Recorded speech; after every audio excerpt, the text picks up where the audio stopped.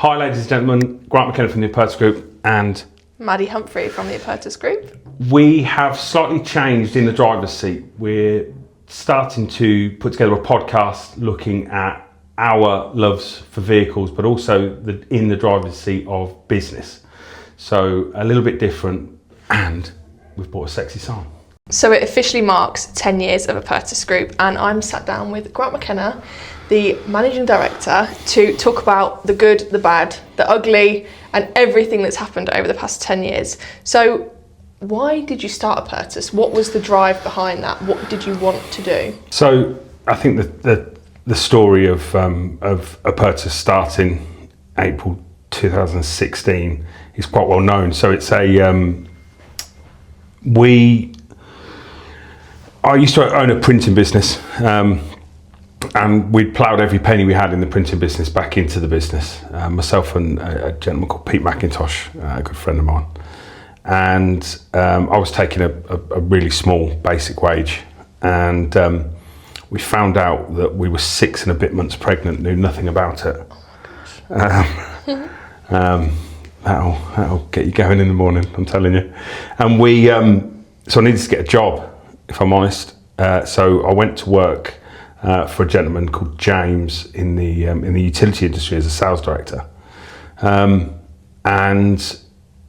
I held quite a lot of resentment towards James for quite a long time in the way things ended. But somebody once said to me that I wouldn't have anything that I've got now if it wasn't for him, because he started my energy journey. I know obviously John's had a fair amount of influence in that as well. But so from our point of view, I went to work for a gentleman called James in the energy industry, and the energy industry is crooked and dodgy. And I'm not saying he was in any way, shape, or form.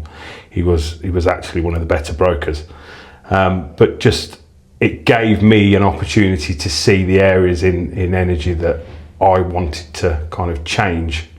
And after 3 months, I went to a review meeting and sat down expecting to order my new company car. I'd spec'd a Mercedes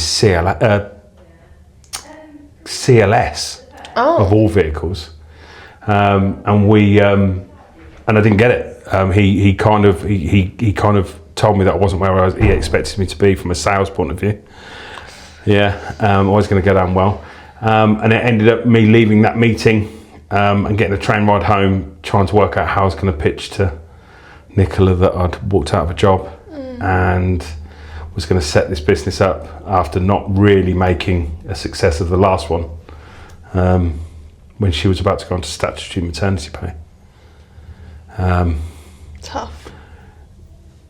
I interviewed with Richard Osborne a few years back, and he asked me the same, and he said dinner was quiet and the toughest pitch I've ever had, and it was. I remember walking in the house, walking upstairs, and she had Izzy on the changing table in Izzy's bedroom, and she already knew from the fact that I'd had a taxi home that I left.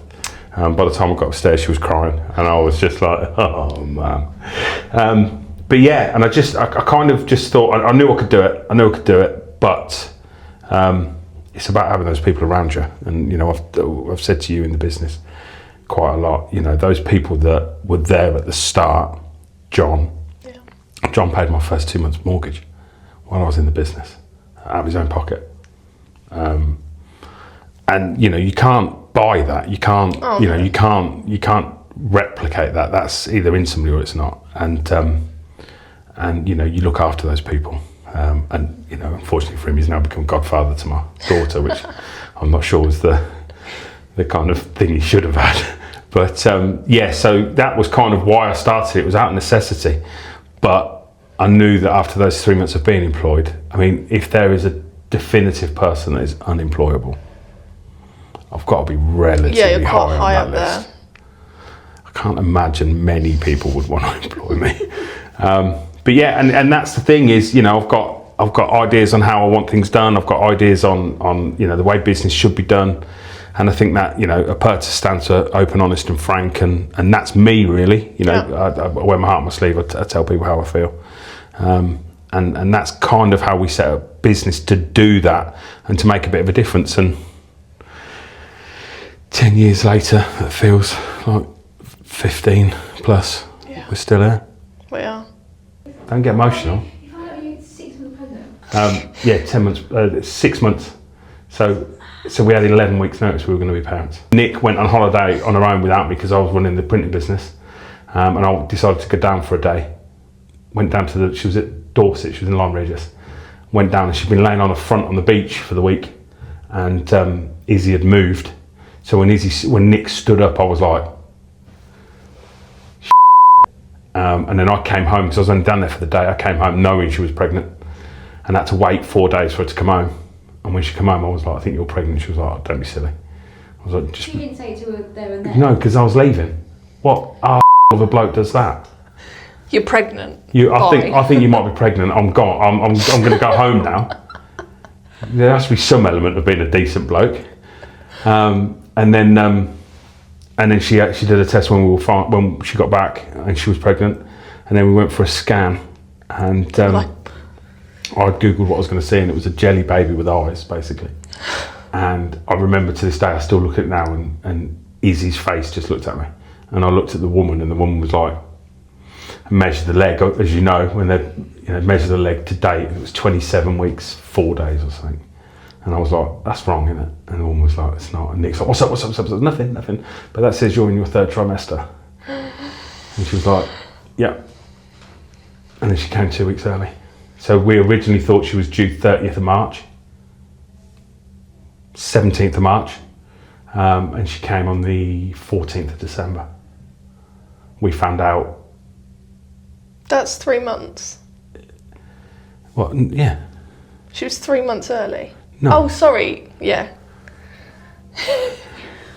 We don't let her do the maths at the Apertus Group. Oh my god. Oh, I didn't. Yeah, or you. Yeah, exactly. Or you. You said, because you said she came 2 weeks early. Yeah, she did. Yeah, but because you said So she was we due- found out she was due in- yeah. December. Yeah. Got you. So we found out in August that we were pregnant. Right at the end of August, like beginning of September, and she came midway through December. Oh my god. Say, don't half get you stop you thinking, do I want that room white or do I want it blue? You just do it. Yeah, you put. And I had no money. I was earning 500 quid a week. 500 quid a week. I was been all right. 500 quid. It's more than I earn now. It's 500 quid a month. Oh my god. Wow. Chaos. Did she not know? Oh god. Did she? Nothing. She's an absolute machine when it comes to kids. So the official start date of Apertus Group was the 15th of April 2016. There must be some feelings around the start. What was it like? So obviously that date is a special one. What made you? Why is it special, Maddie? You can tell everyone. No, you tell me. I believe it's your mum's birthday. It is my mum's birthday. So yeah, I mean, terrified to start with. I'd come from one business that, although ran well, I never pulled any money from. And I think, looking at the journey that I'd had, I was doing every hour God sent and stuff, trying to work out a way of explaining that I was going to do that again, but on my own without my business partner was an accountant. Yeah. So, the financial side, I wasn't going to bring anybody else in to do it again in an industry that I'd known for 3 months. Was terrifying. Yeah. But obviously I had to try and keep a straight face to tell Nick that that everything was going to be okay. And I remember ringing John on the way back, and by the time I'd got back to the house, I'd already set Apertus up. And I think without getting emotional, because I know you'll go before I do, the fact of the date doesn't massively, it helps me remember it, if anything. But I think, it doesn't massively, my old dear was such a positive influence on me as a person and in business. She was the absolute ringleader of my support group.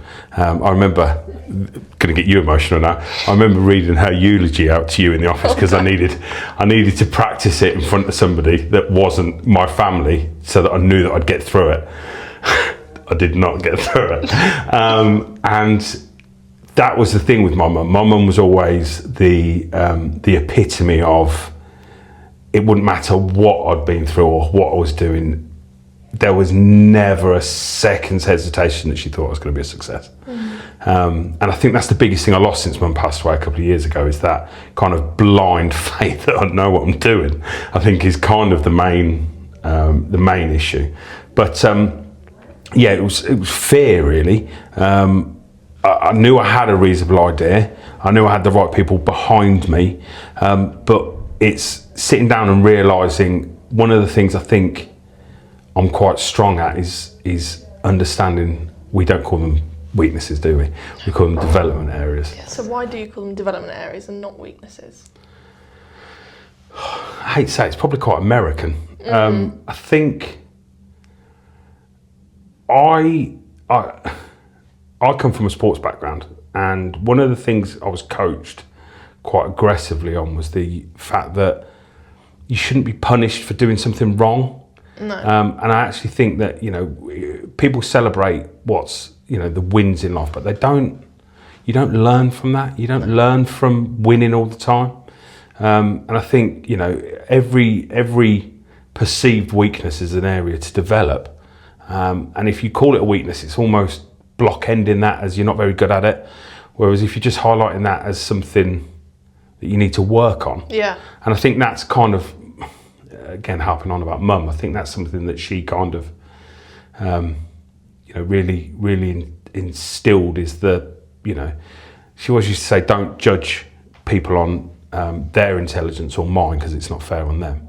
And I think, it's, from a business point of view, trying to understand how people tick and how to kind of make that change, that positive change to what they're doing. Because if somebody in the business is terrified of doing something wrong, you're never going to get the true person out of them.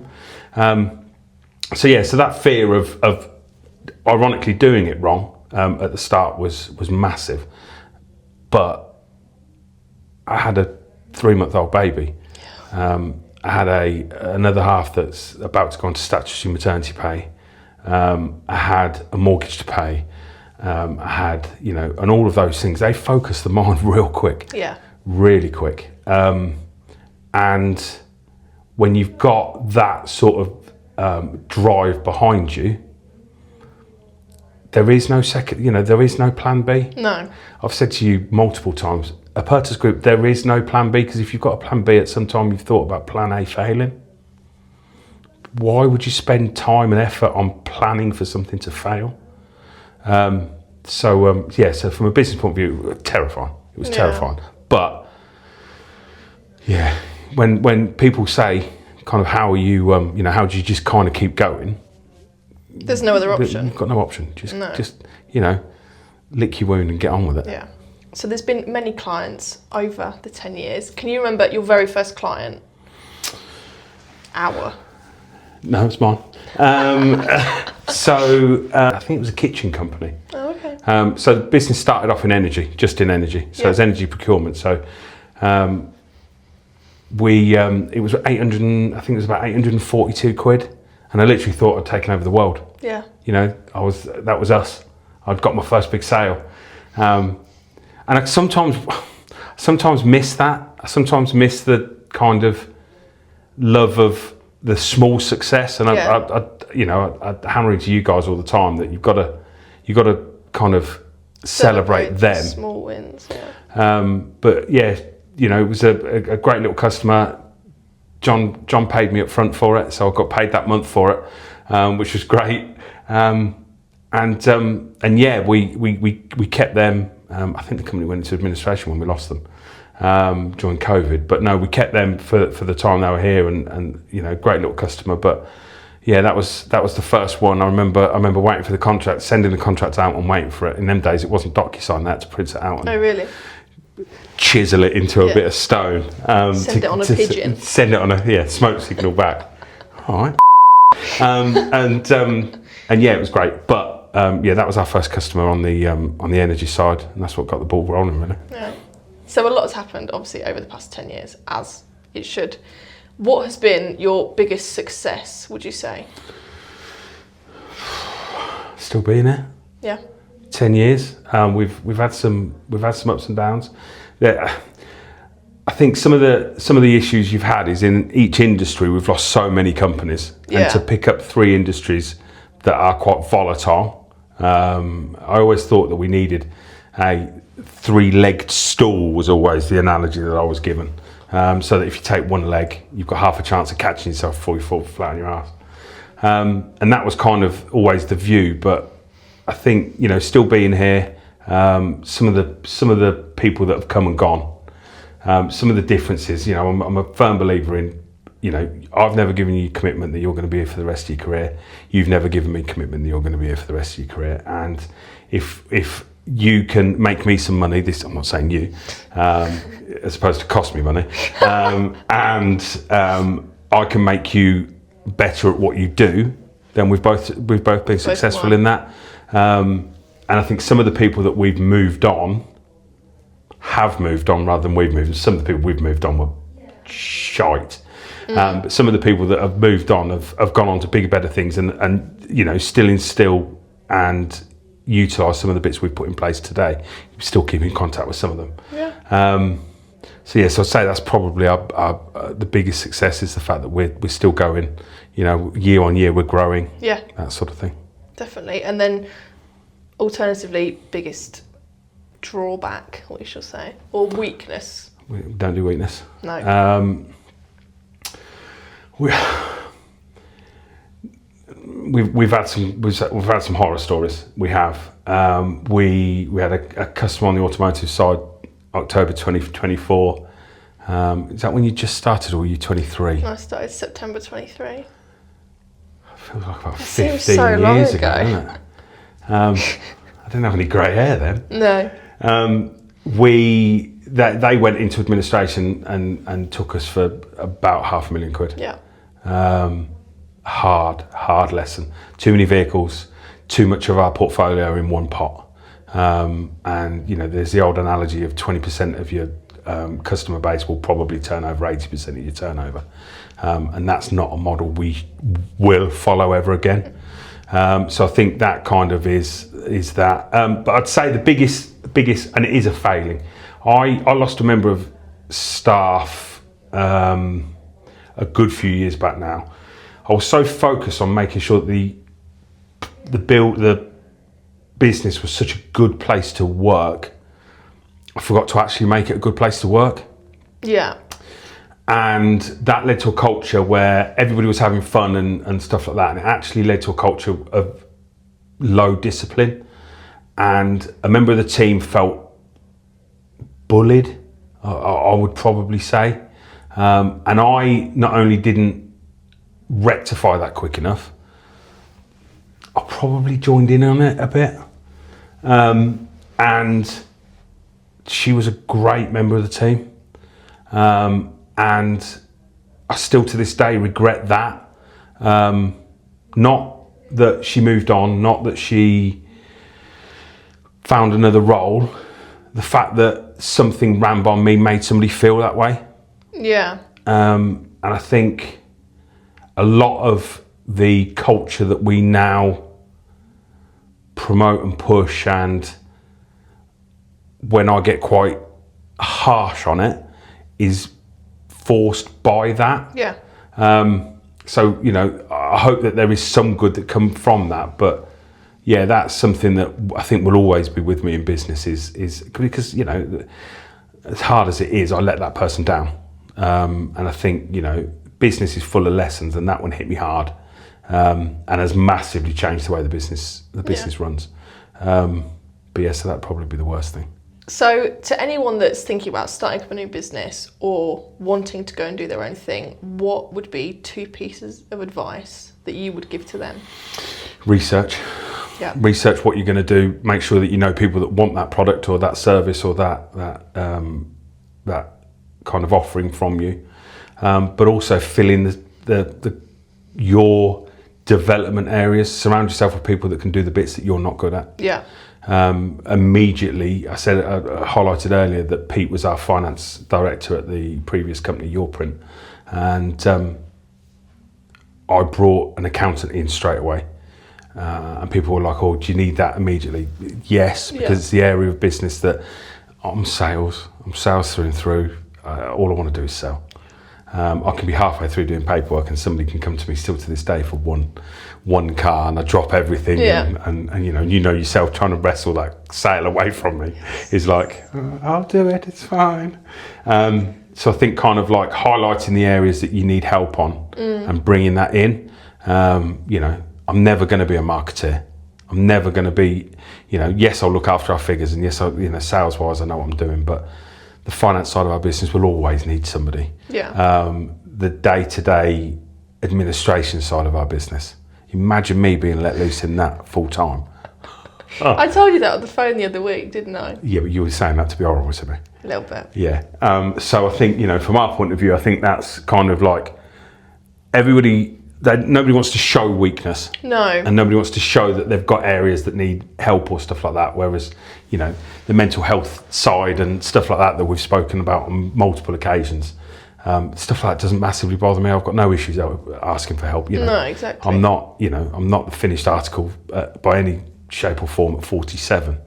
I do need help. I need help with personal stuff. I need help with business stuff. I need help across the board. So anybody that doesn't show that, I don't think is being true to themselves and allowing their business to be true. Yeah. So I think, you know, from our point of view, it was making sure that we knew the product that we were going to sell. And I always use the term we, even though it was me at the start in the office next door, the noisy one. We sat there and I knew that people needed the product, but it was making sure that I had the people that could do the areas of the business that I wasn't strong in. Yeah. That'd be the biggest thing for me. Yeah, definitely.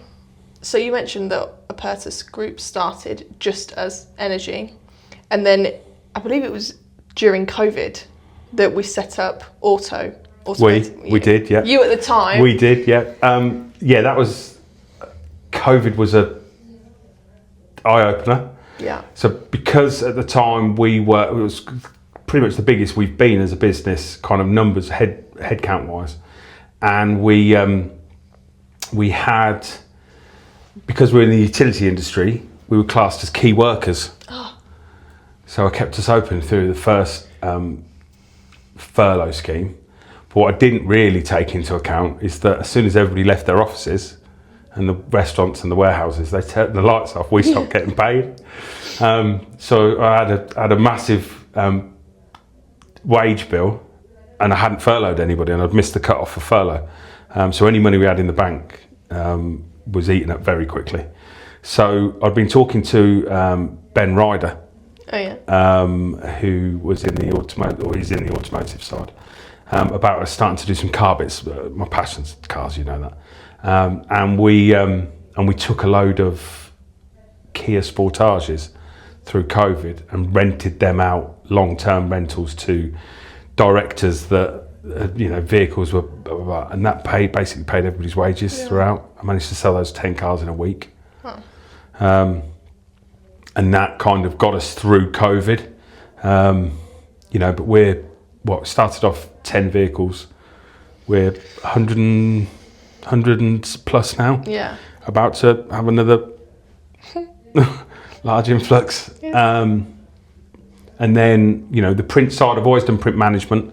Yeah. So, we do a lot of the print for Bewitched and places like that, but that's just my background, and that's us looking after customers. Yeah, of course. Water side ties in with energy, and then obviously utilities we launched March last year. Yeah.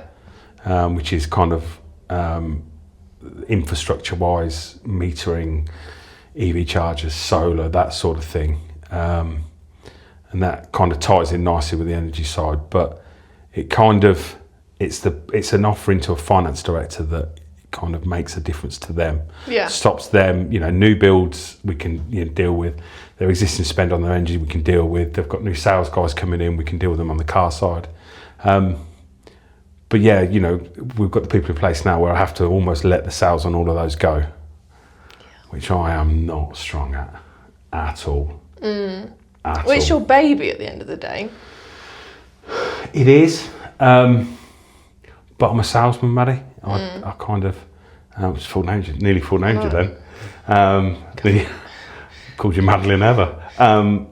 I really struggle to let other people do it. Yeah. And the thing is that we've got people in place that are, Perfectly capable of doing it.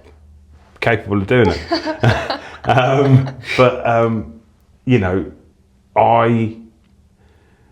I think the eye opener for me was, do you sell cars the way I sell cars? No. Do you deal with conversations the way I would deal with conversations? No. And I think in the past I've always looked at that as a negative kind of, oh, it's not done the way I would do it. And then you and I sat down and went through that cost comparison and realised that you don't sell cars like I sell cars, and you don't have those difficult conversations like I do, but you make more money than I do. And that shocked, I think, it certainly shocked me. And I think, that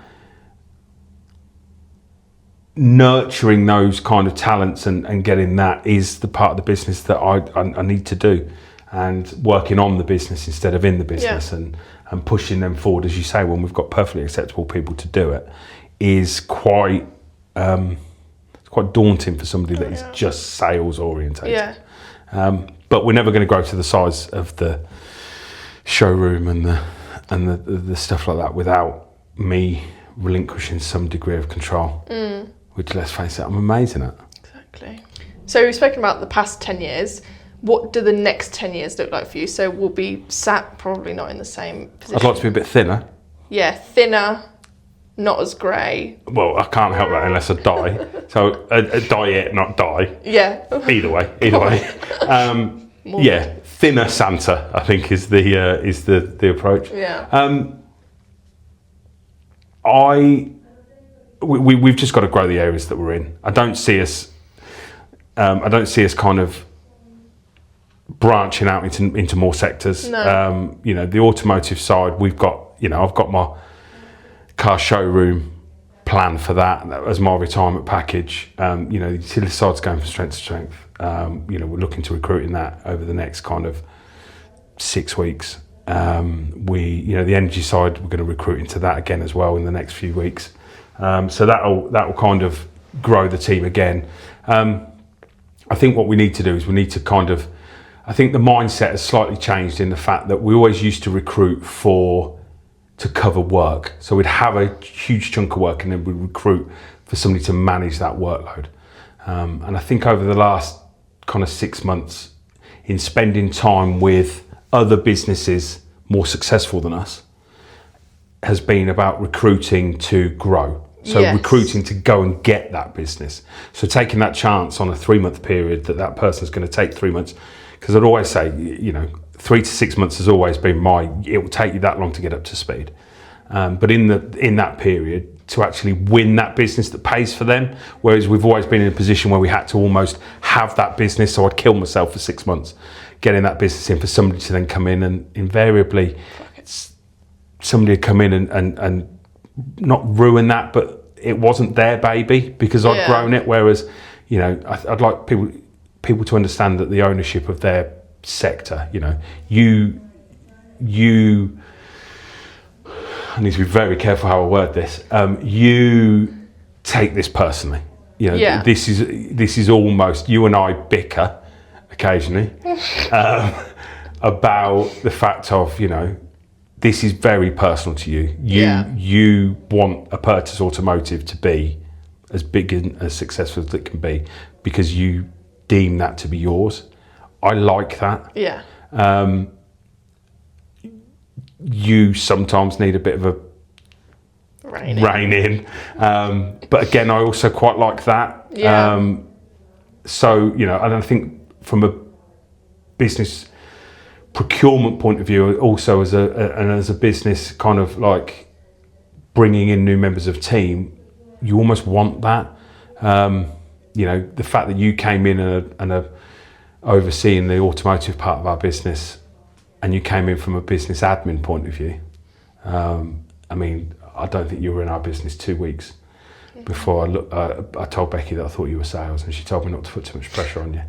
And I was like, okay. I'll try. Just see if you can sell this for me, Maddie. Oh, look, it's sold. Do this. So I think, you know, that kind of is a big thing for the next. But you know, we've got the next, not next generation to you, but we've got the next generation coming through. You know, Evie's killing the energy and you know. But again, everybody always thinks that these bits happen as a consequence. You know, Evie's come in, she's found her feet in the utility side, and all of a sudden her next role just happens to be in the utility side. You know, and those conversations about your projects and things like that. You know, it's all done for the right reasons for you guys to grow. But it's, you know, the next round of recruitment will be at a developed level. Yeah.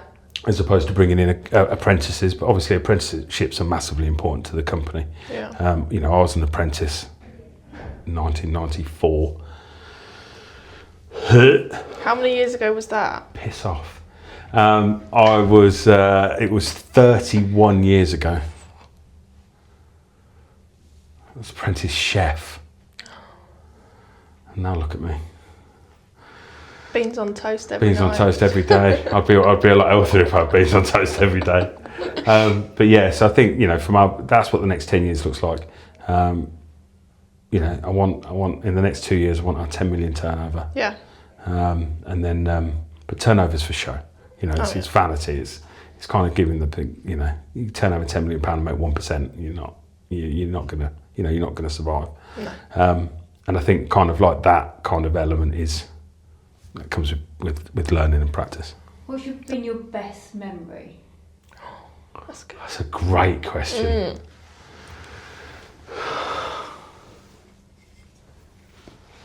There's a few. I remember sitting at the cricket. First time I ever saw our logo up on the big screen, and I was proper. I went out, honestly, I was proper like, my God, you know, look, there's my logo. Sorry, apologies for the earthquake there. Excitement. That wasn't me shaking, it was the camera. Seeing the Apertus Group logo on the Billboards? on the thing. Do I say it? Yeah. Maddie winning the Apprenticeship of the Year. When the local business community comes together and votes for something you've known the whole time she was in the business, it's quite the gratification you get from that is quite strong, and it puts us on the map as well, because what it actually shows is that we're doing our job properly with our staff. I don't enter us into awards. It's the only award I've ever entered us into. And to be able to share that with Mandy and Austin as well, Maddie's mum and dad, and to see, ironic, we talk about my mum, absolutely fine, I'll talk about your mum and dad. To actually see Maddie's dad, who I get on very, very well, not that I don't get on with my Mandy, but be able to sit and have a beer and to see the impact that had on Austin was amazing. But also the whole team, and you saw in that room that the second your name was read out, the room went mental, and it kind of says that we're doing something right. Not that on any of the videos you can hear anything but me screaming at the top of my lungs. So I think they're probably the kind of like the highlights from a business point of view. You know, we've had some personal highlights. I remember coming home and saying the biggest contract we ever won on the energy side, and that cleared anything that we had outstanding, and that was nice. But I've still got so many goals personally that I'm probably further away from now than I was 10 years ago when we started. Like what? My definition of success is that we've got a year's wages in the bank, so if nobody doesn't sell anything for a year, we're fine. I'd like Nicola to be able to choose whether or not she goes to work.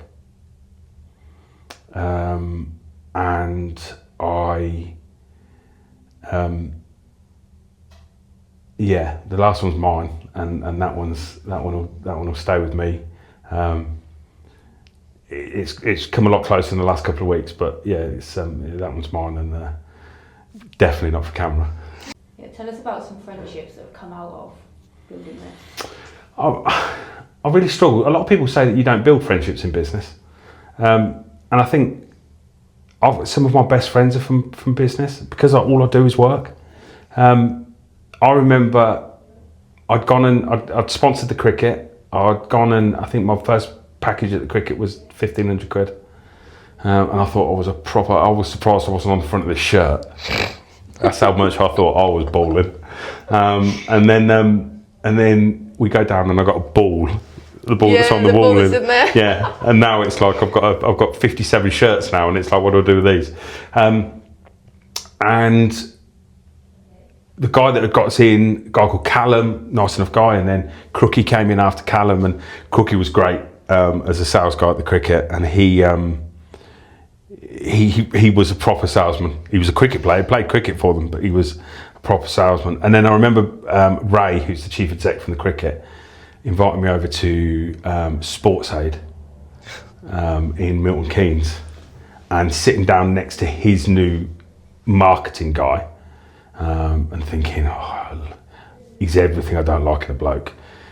He's attractive, his hair's perfect, he's got a good handshake, he keeps asking me questions. Well, that guy is now one of my first phone calls when anything goes wrong. He's also one of my first phone calls when stuff goes right. I cannot tell you the love I have for Dan Vernon from the cricket. So much so that even my shoes have started to look like his. He is one of the most genuinely supportive people, male, female, I've ever had. And one of the things I focus on in life is, after I lost my mum, I kind of I didn't go off the rails. I didn't, the strongest drugs, I might have done Beecham's or something like that. But I think I need safe spaces. And when you've not got a huge amount of friends, and I don't trust easy. I've got a lot of acquaintances, and let's be fair, I'm quite Marmite. You either love me or quite blatantly don't love me. And I think one of the things I lost with Mum was a safe space. And I think Dan, there were 2 or 3 people in my life that became that. And obviously I've got my home, I've got Nicola and the girls. But I think he is somebody that he knows everything. Good, the bad, everything. John's slightly more, I don't want to say judgy. Dan will always tell me I think he'll always tell me kind of like, he'll sugarcoat it. John doesn't have that. John just tells me, what have you done that for?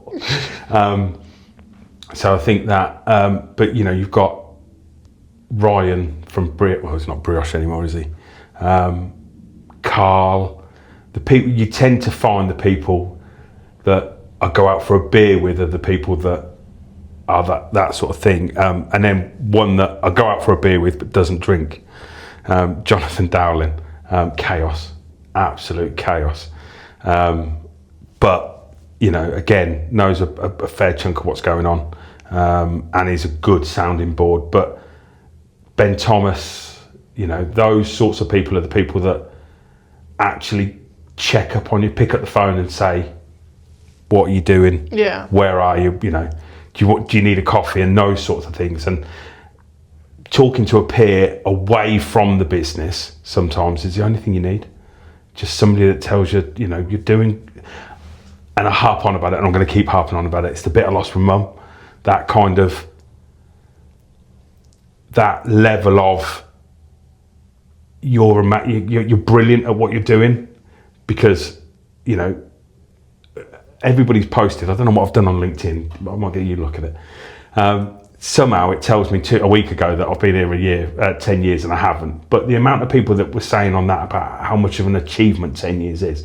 And if you look at business, 7 years, third year, they're the 2 really, really strong years for people that go under. And I think from a business point of view, it's that. But yeah, just those people around me that don't judge, don't kind of don't falter and are always there. But yeah, friendships in business are massive, because without them, I get lonely really quickly. I do. I have my own office so that I can get away from everybody, because they do my head in. And I'll sit in here for 4 minutes and I'll be like, is somebody going to come in? Because I'm a child. I'm just a child. So that's kind of, friendship in business is massive for us. I think they can relate to you as well. You can, in some aspects, if it's not the same industry, it doesn't matter. It's still running a business, having a team of people that you need to support, look after, make sure they're okay, and at the end of the day, pay them. All of those things. So everyone relates. And every one of those people are slightly tapped for doing it. Yeah. I look at some of the kind of snippets and videos and stuff that people put out about business owners, and they're all true. I mean, I hate the word entrepreneur. I hate it. I saw somebody, I think I've said this in another podcast, I saw somebody once had serial entrepreneur on their thing, and I was like, and I actually asked, you make up different types of breakfast cereal? That's a really strange thing to put on your profile. Needless to say, we're not connected on LinkedIn anymore. But I remember watching a video for Kevin Costner saying about people who call themselves an entrepreneur. They say it different over there, don't they? And you're not an entrepreneur until you've laid awake on Thursday night, knowing full well that you've got a full wage bill to pay for Friday morning, and you haven't got the money to do it. Some of the times that you're like, I'll come in, years back and say to people, oh, there's been an issue with the bank, your wages will be in by 2 p.m, but I'm not sure why they haven't gone through. I know exactly why they haven't gone through, because there's no money in the account. And they're trying to, and they're the days that, why do people do it? I sit here now and think, why did we go through, during that period of October 24, I didn't pay myself from October 2024 to just shy of September 25. Yeah. But we still kept everybody in. They still all got paid. And it's like, why do it to yourself? You do all of these extra hours. Oh, you own your own business. You can work whatever hours you want. I'll choose whichever 120 hours a week I want to work, shall I? For nothing. And you've seen that firsthand. And it's horrible, but I can't, if the business closed today, I'd set something up, I'd set Apertus Mark 2 up tomorrow in a heartbeat. Yeah. That's why people do it, I think. Don't know why. Oh, I loved it. Do you think you'd do it? Set up a business. Yeah, I think because of Dad coming from that sort of background, it's sort of in me. But I'll use Apertus Automotive as that. It's mine. Ours. Thank you so much for watching our new relaunch of In the Driver's Seat. We're very excited for all the different people we're going to have on our podcast and for what is yet to come in the business world and also the automotive world. Thank you so much.